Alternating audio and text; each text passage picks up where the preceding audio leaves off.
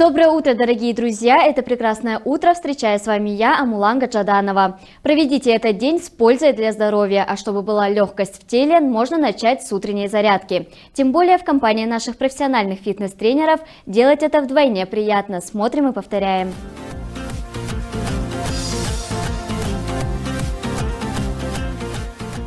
Доброе утро, Калмыкия! Меня зовут Кермен, я инструктор Пордебра. Сегодня мы будем заниматься с фитболами. Это наш помощник. Приступим. Правой рукой держим мяч и прокатываем его. Меняем. Левая ручка. Еще повторим. Корпус здесь держим, плечи от ушей, живот собран. Раскрываем ладонь правую.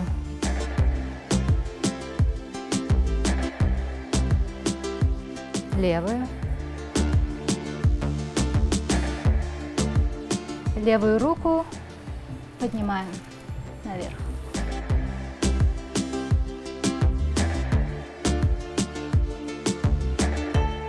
Центр, вперед, с прямыми ногами. На себя. Сгибаем ножки. Еще. Прямые. Сгибаем. В левую сторону. Прямые ножки. Сгибаем. В правую. Прямые.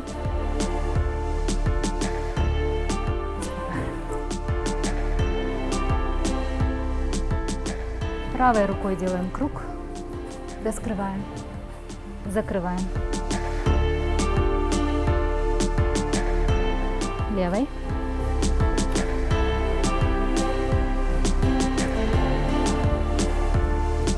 Поднимаем мяч на себя и делаем выдох. Копчик подворачиваем, плечи от себя. Еще. Делаем в левый круг. Еще один. Вправо.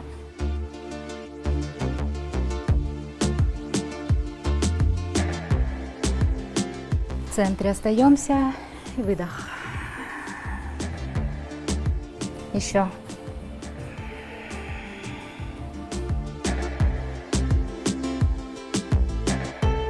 Мы закончили тренировку. Всем хорошего дня, всем счастья, здоровья. В общем, занимайтесь спортом. Нужно только ваше желание. Друзья, это «Утро Калмыкии», а мы двигаемся дальше. Мне по утрам очень помогает взбодриться музыка. В 2005 году ученые из Великобритании выяснили, что спортсменам во время тренировок прослушивание музыки помогает увеличить результативность на 20%. Получается, что влияние музыки на психику человека подобно допингу, применяемому некоторыми спортсменами. Вот только в отличие от запрещенных веществ, музыка не нанесет вред здоровью и не проявится в антидопинговых тестах. Для вас, дорогие телезрители, наш музыкальный подарок.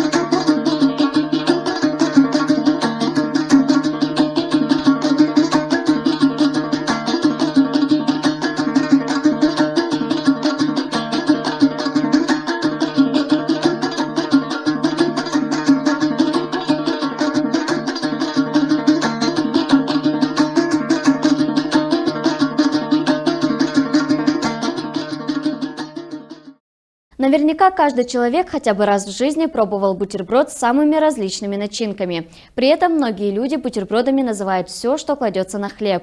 Это, безусловно, неправильно. Разница между бутербродом и сэндвичем есть, причем достаточно значительная. Сэндвич готовится из двух половинок хлебного кусочка, между которым кладется колбаса, сыр и любые другие ингредиенты, в том числе и сладкие джемы и варенье. Бутерброд чаще всего делается из кружочков колбасы с добавлением сыра. Интересный рецепт сэндвича смотрим далее. Всем доброе утро! Сегодня завтрак с вами буду готовить я, Диана Басхамджиева. Сыночек у меня очень сильно любит сэндвичи, и в приготовлении они очень простые. Продукты, которые нужны, это хлеб, помидоры, огурцы, колбаса, сыр, все, что есть у нас в холодильнике. Тосты разогреваем на сковороде, принципиально не пользуюсь техникой. Ну и сейчас приступим к готовке. Для начала разогреваем сковородку на медленном огне. Ну и, конечно, какой завтрак без калмыцкого ароматного чая.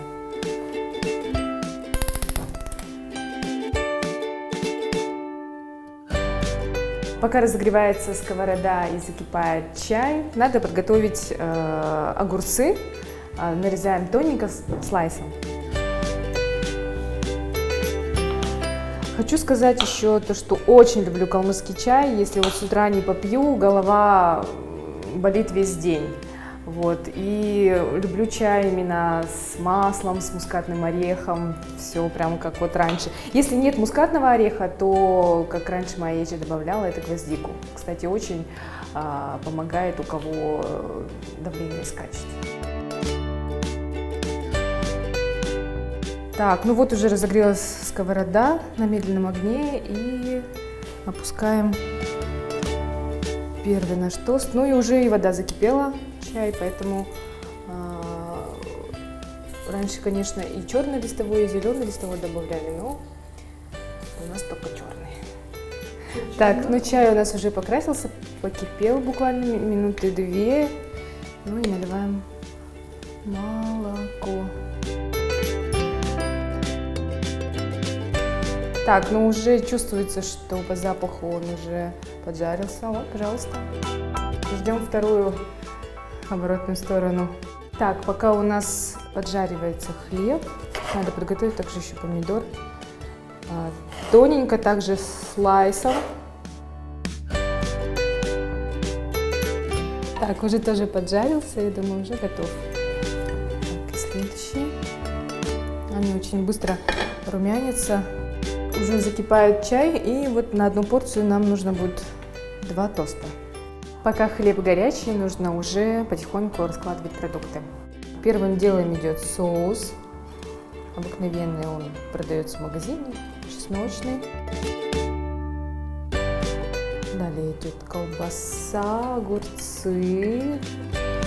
Хорошо, когда заранее все приготовили, уже все есть. Слайс помидора. Ну и наш сыр. Так. Поджаристая корка вверх. Ну что, наш завтрак готов, и можно уже подавать с ароматным калмыцким чаем. Добавим пару ароматной гвоздики. Далее масло. Масло, конечно, можно по вкусу, я стараюсь слишком много не добавлять. Так. Ну и, конечно, соль также по вкусу. Но у нас здесь примерно столько. Можно потом еще добавить. Снимаем с плиты.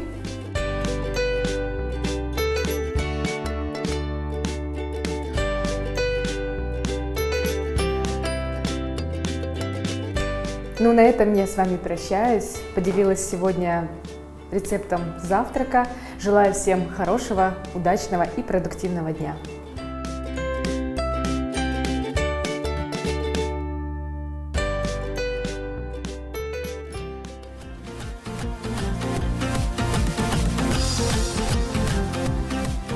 Я рада приветствовать наших утренних телезрителей, а мы продолжаем. Сегодня гость нашей студии Ачир Эрдней, выпускник театрального института имени Щепкина, артист Национального драмтеатра имени Батра Басангова. Доброе утро, Ачир. Здравствуйте, Амона. Ачир, я знаю, буквально недавно прошел ваш вечер посвященный к десятилетию выпускников студии имени Щепкина. Расскажите, как он прошел? Да, ну, во-первых, спасибо за приглашение, очень приятно. Вечер прошел, это было 2 концерта, 25-26. Порадовало, что зритель очень хорошо посетил их, были полные посадки, ну, из возможных сейчас 70%. Прошло все, вы знаете, самая главная идея, затея всего этого мероприятия было то, что вспомнить студенческие годы, какая-то студенческая атмосфера. Ну, по отклику зрителя вроде бы это получилось. Если зрителю понравилось, значит, все было не зря. Джек, мы поженимся и будем самой счастливой парой. Джек, нам дадут землю на юшке. Мы построим большой-большой дом. Заведем 4 детей, собаку, кошку. С нами будет жить моя мама. Ты будешь работать на 2 работах. Джек, мы возьмем ипотеку. Ты будешь платить за нее, Джек! Кошка вообще перебор. Как вообще сложилось так, что вы решили поступить в театральный институт? Это вообще одна из моих любимых историй, так как в первую очередь я учился уже на 1-м курсе на психолога. Социальный психолог, и мой одноклассник Ачир Такаев, заслуженный артист нашей республики, сказал мне, что будет набор в Щепкинское театральное училище. Понятия не имел, что это такое. Он говорит, пойдем со мной, а потом пойдем на гитаре поиграем, погуляем. Ну, пошли. Пришли мы поступать, и я увидел, что многие ребята, которые читают материал на предварительном отборе, ну, я, оказывается, тоже что-то знаю и, в принципе, могу попробовать свои силы, и практически наспор я поступил в Щепку.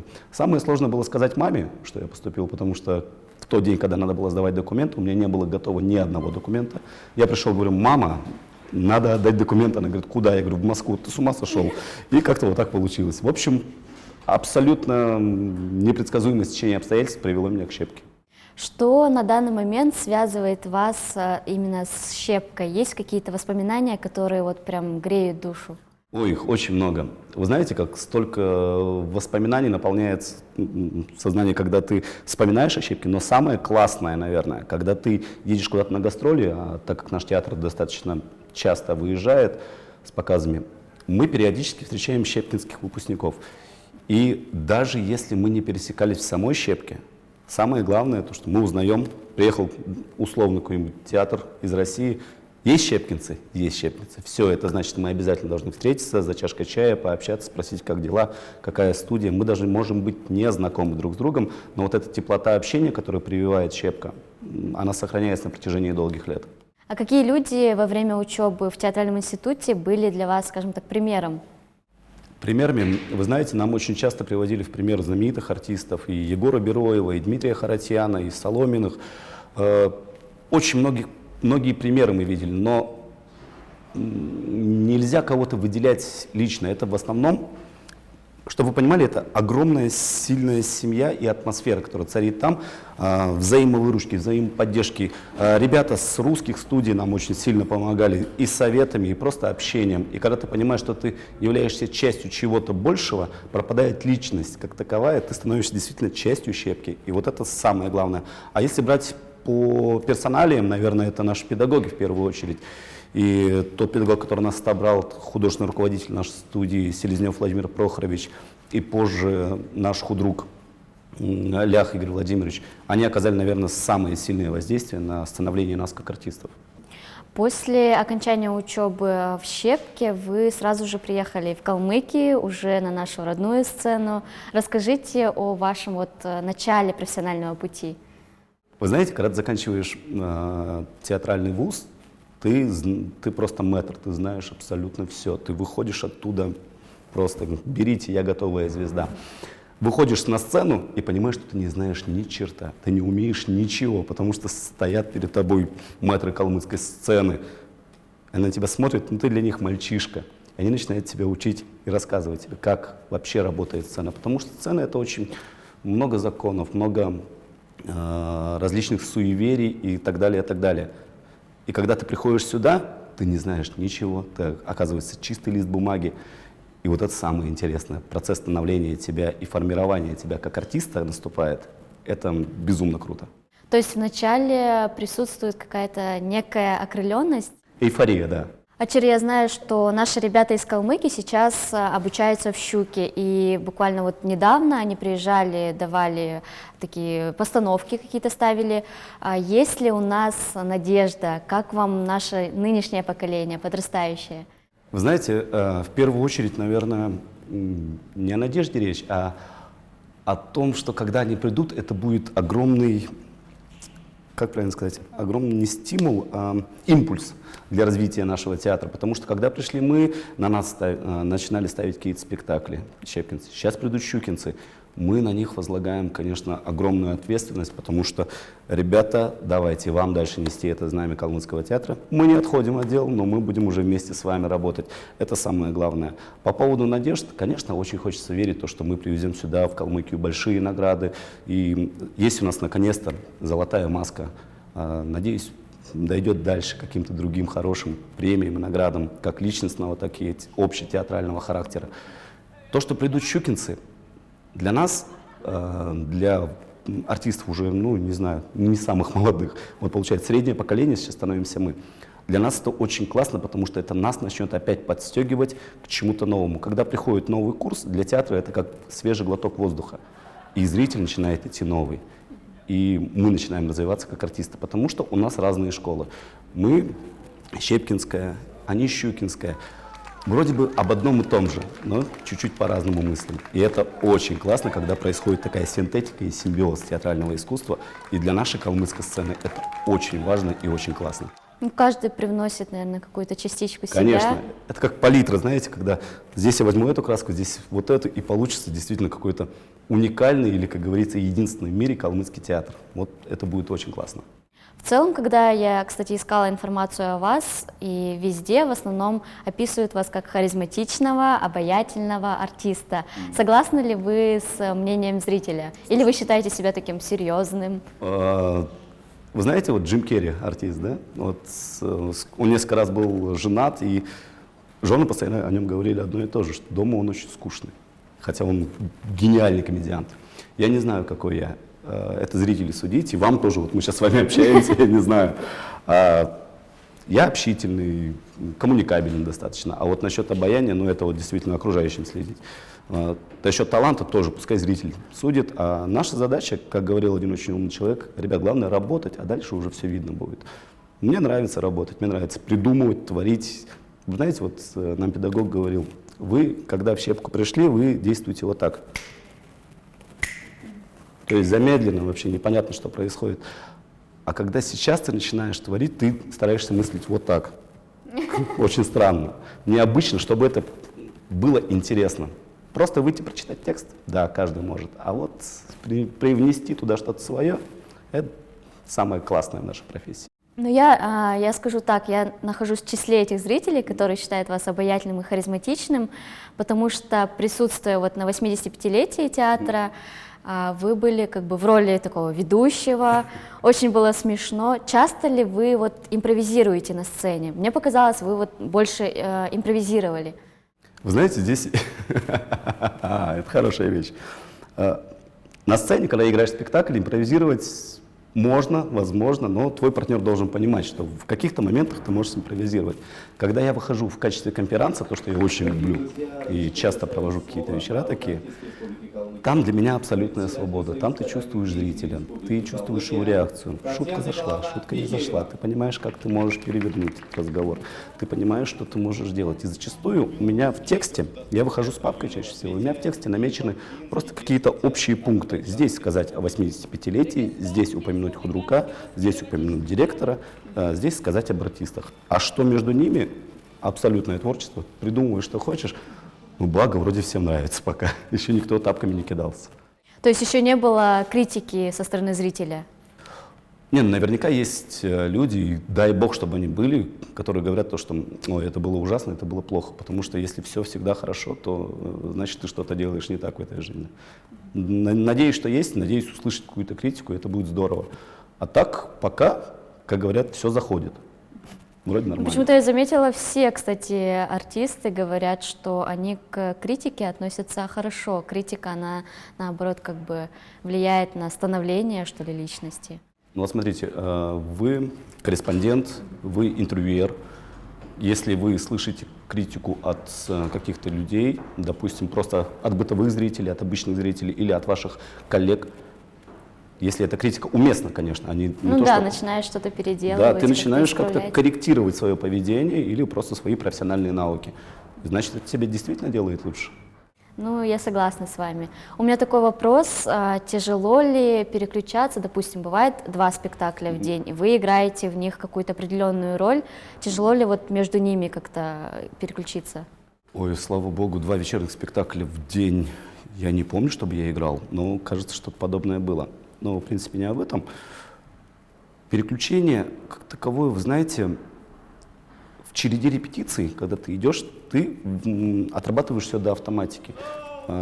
Часто спрашивают, как вы учите текст, потому что объемы большие. Мы это раскладываем все на движение. То есть я взял стакан, я помню, о чем я говорю здесь. Я повернулся на него, посмотрел в это окно, я сказал вот это, соответственно.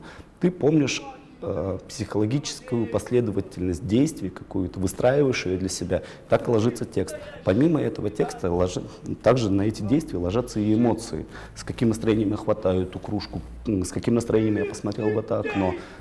И так получается у тебя автоматика. И из-за этого, даже когда ты играешь в день, допустим, 2 спектакля, конечно, физически ты устаешь. Есть спектакли очень сложные, которые ты эмоционально подключаешься, подключаешь там просто какие-то физические данные, и станцевать, и там песню спеть, и тут же прокричать что-нибудь резко. Конечно, физически это тяжеловато, но чисто где-то внутри, все равно у тебя это выстроено до автоматики практически. Но могу со 100% уверенностью сказать, что 2 абсолютно хороших спектакля в день сыграть невозможно, потому что в любом случае ко 2-му спектаклю тебя начнет подводить просто даже твое нутро. А есть у вас такая роль, которую вы считаете любимой, которую вы, по вашему мнению, сыграли вот прям лучше всех? Провокационный вопрос. Я все играю плохо. Но мне очень нравится роль, это мой однокурсник Леша Сарангов, Алексей Сарангов, ныне главный режиссер Государственного театра кукол Калмыкии. Он дал мне роль в спектакле «Тегряш», роль Булды. Она очень необычная была. Есть такой термин «на сопротивление». Вот вы, девушка спокойная, это вам, знаете, все равно, что вам дать разбитную какую-то женщину, которая должна прийти, там, мамаша-кураж такая, говорить. И здесь мне тоже было на сопротивление, потому что это забулдыга, это обманщик, это самый хитрый человек, которого можно встретить, и постоянно пытается всех обмануть. Мне это было непривычно, потому что этот человек от меня вообще далек. Я пытаюсь как-то вникать. Здесь ребята помогали очень хорошо. Было прикольно над этой ролью работать. Ну а самое-самое, наверное, любимое, это, вы знаете, любимая роль та, в которой ты купаешься, в которой тебе свободно себя чувствуешь. И это, наверное, ты уже ее присваиваешь себе. Это Илья Ильич Быков из спектакля «Касатка». Прям очень нравится мне. Приходите, кстати, чаще. Хороший спектакль. То есть, по-вашему, не в каждую роль удается включиться прям абсолютно сразу? Ну, артист — это профессия. Мы можем не включаться в какой-то момент, но в любом случае мы это сделаем. В каком бы то ни было качестве мы добьемся результата. Но это может быть близко тебе или не близко. Леша добился очень странного эффекта. То, что было от меня далеко, стало мне близко, наоборот. А Илья Ильич, он просто как-то вошел в мою жизнь, и как-то мне с ним было комфортно всю жизнь работать. Ачир, незадолго до вот этих вопросов мы поговорили о Джимми Керри, о его женах. Хотелось бы разузнать о вашей жизни вне театра. Как вы ее проводите? Я не знаю, как ответить на этот вопрос. Стараюсь побольше побыть с семьей, потому что на самом деле артист, это все хорошо, театр, это прекрасно. Какие-то другие там работы. Ну, самое главное, как ни крути, это семья. Стараюсь побольше времени проводить с семьей, стараюсь своих дочек учить сценической речи какой-то. Сейчас пытаемся дыхание ставить. Сложно, но интересно. С женой стараемся побольше времени проводить вместе. Играем какие-то настольные игры. Вы хотите, чтобы ваши дочки пошли по вашим стопам?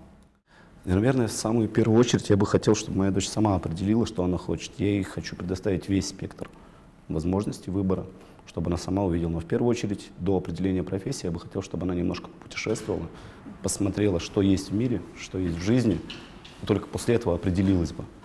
Потому что после 18 лет сразу определять свою профессию на всю жизнь для меня немного кажется, странноватый выбор. Пускай какую-нибудь базовую получит, а дальше разбирается, что хочет, сама сделать. А в завершении нашего интервью хотелось бы, чтобы вы оставили самые добрые пожелания нашим телезрителям. Наверное, в наше время сейчас действительно очень непростое. Надо пожелать друг другу терпения, любви, здоровья. И самое главное, чтобы доверяли друг другу и поддерживали друг друга, потому что в поддержке кроется, наверное, самая большая сила. Если вы поддержите друг друга, то все по плечу. Любите друг друга. Это самое главное.